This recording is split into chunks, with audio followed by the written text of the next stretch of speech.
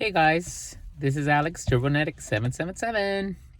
And I haven't made a video in a long time, and I'm actually making a video for a new subscriber, Alicia. And yes, so she wanted to know what I ate, and the first, I believe it's at 1, 2, 3, and I think 4 stages after having weight loss surgery. So let me first start off with my stats. I had my surgery back in June 17th, 2016. My starting weight was 335 pounds. Although I was way above that, but I lost some weight because I know I was going to see the weight loss surgeon.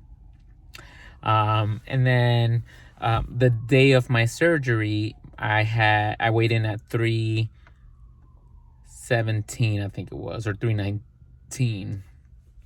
And now I haven't weighed myself in a long time, but I'm actively training, and so when I train, I'm about 150 pounds. And so yes, that's where I'm at now. So I lost over 200 something pounds, something like that. And I've been now 5 years post-op. And so, Alicia, to answer your question, it was so long ago, but I remember that when I first had surgery, I hear a lot of different things. For example, they would say that, after you had surgery, you lose your appetite, you really don't want to eat. That was not the case for me. I actually wanted to eat all the time. In fact, it was funny because when I was at the, and my nose, you see how red my nose is? I'm in the medical field, and right now I'm in lunch, so I just took my mask off, and so yeah, my nose gets all red. And then, yeah, so that's why. But anyways, so yeah, when I had the surgery, my stomach was growling all in the hospital. And it was so funny because the nurses would check, with a stethoscope to hear movement. And they were like, oh, yep, your stomach is talking. It's just talking. My stomach never shut up. It's been 5 years, and it just never shut up. It never shut up before surgery. It didn't shut up after surgery. Yeah, it's just talkative. And so, when I first was able to really start eating, I started off with broth. I love chicken broth. I really do. Even before surgery, I'm a weirdo. I love soup. And so I started off with soup. And it was just, I would have 2 ounces of, I went to the dollar store, and my wife and I, we got the little red shot cups, and they're 2 ounces, and it was perfect. And so she would fill it up with the broth and would just have it in the refrigerator, and then she would just kind of warm it up and then just put it in there. And I would just kind of sip on that. So I would have one for the broth, and I would have one for water. As I progressed, I started having eggs. So the eggs, I would do them, or my wife would make them boiled. And then she would kind of take a fork and kind of smash them, and I would eat them like that. And I would still make sure that everything was, that I would chew everything right. Of course, when you're new, Alicia, and I'm going to tell you, when you're new, you're going to follow everything to the T. Well, hopefully you follow everything to the T. So my dietitian would say you have to chew 22 times. Daggone it, if I didn't have TMJ after all of this mess, because I would chew 22 times everything. Every spoonful, or not even spoonful, every little bite. 22 times. So it's like, no wonder people don't want to eat. Your jaw hurts. And so, yeah, so I would do eggs, and I would do them all different ways. I would boil them. I would scramble them. Actually, no, I think those are the only 2 ways I would do them, because I was afraid that the oil would upset my stomach, so we never did it. And I never really liked fried eggs like that.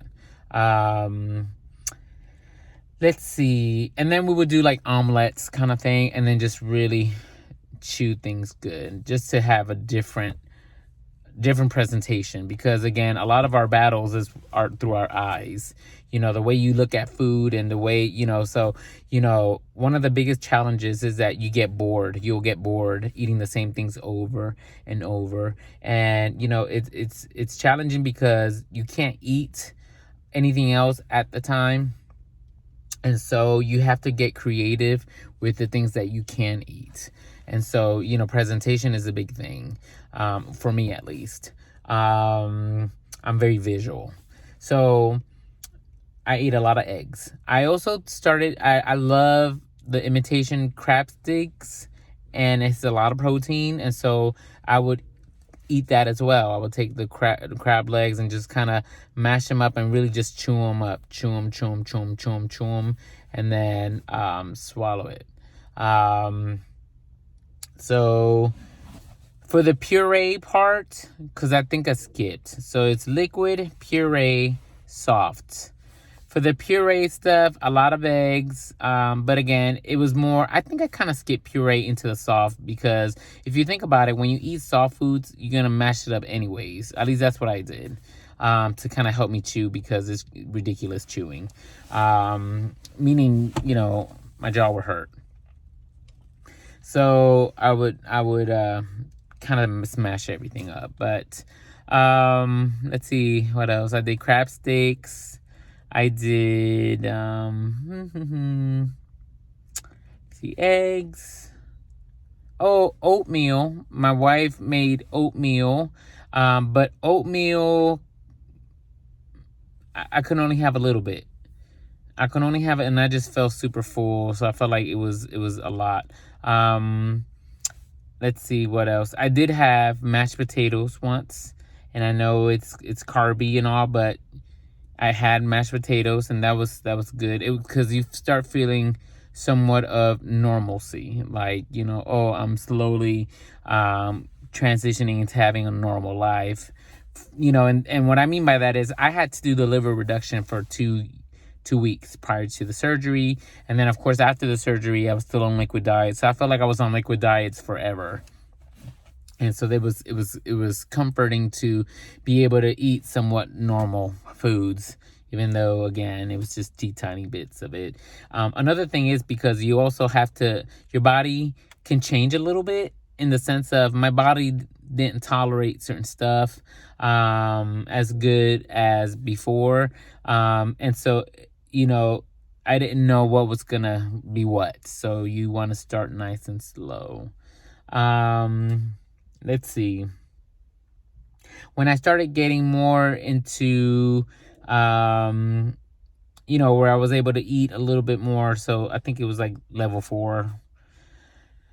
For work, I would take wraps. So I would take a ham, and I would put a little crab stick in there, and I would put some cheese, and I would roll it up, like do a roll up.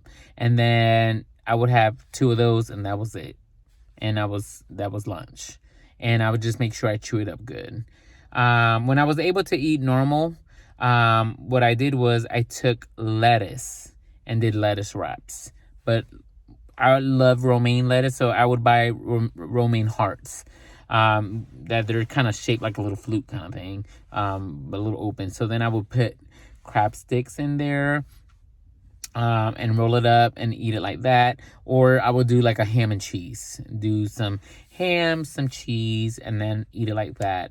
For snacks, I did a lot of string cheese. I did a lot of that. That Baby Bell cheese, I did that. Going back to soft foods, I'm sorry, I should have been better prepared. I did a lot of, and not everybody likes it, but I love cottage cheese. So I did cottage cheese, and I love pineapples with my cottage cheese. Weird, I know, but I would take pineapples, but I would do crushed pineapples and do it like that, because it was easier to eat.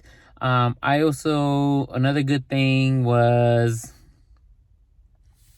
let's see, pineapple. Oh, applesauce.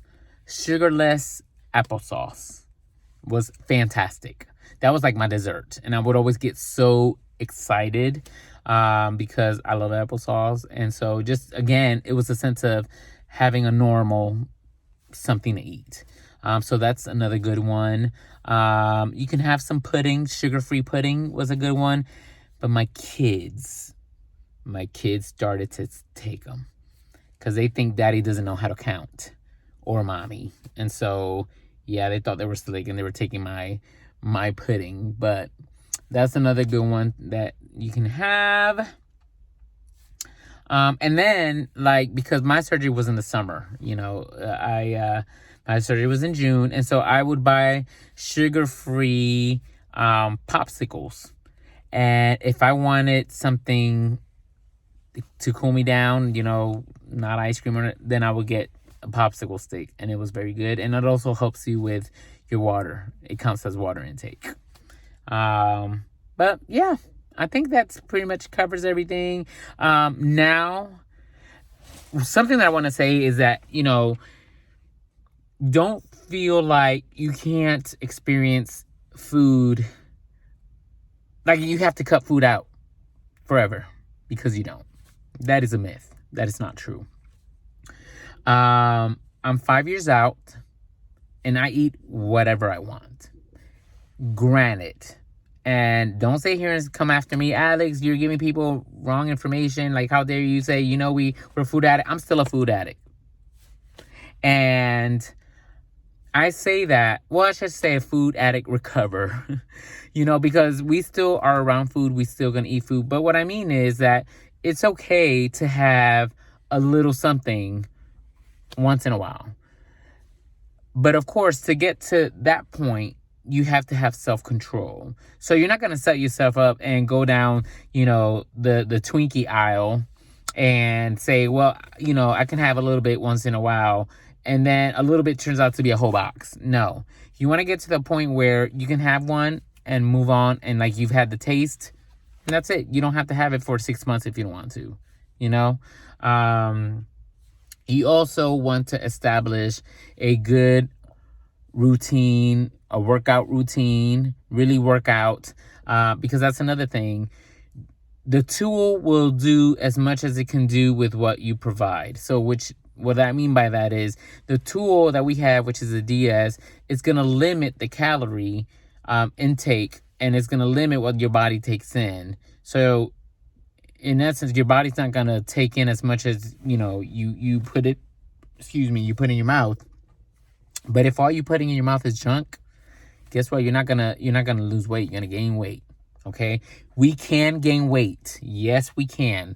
Don't let people make you think that, you can't gain weight. We can gain weight. Will you get as big as you was before? I don't know.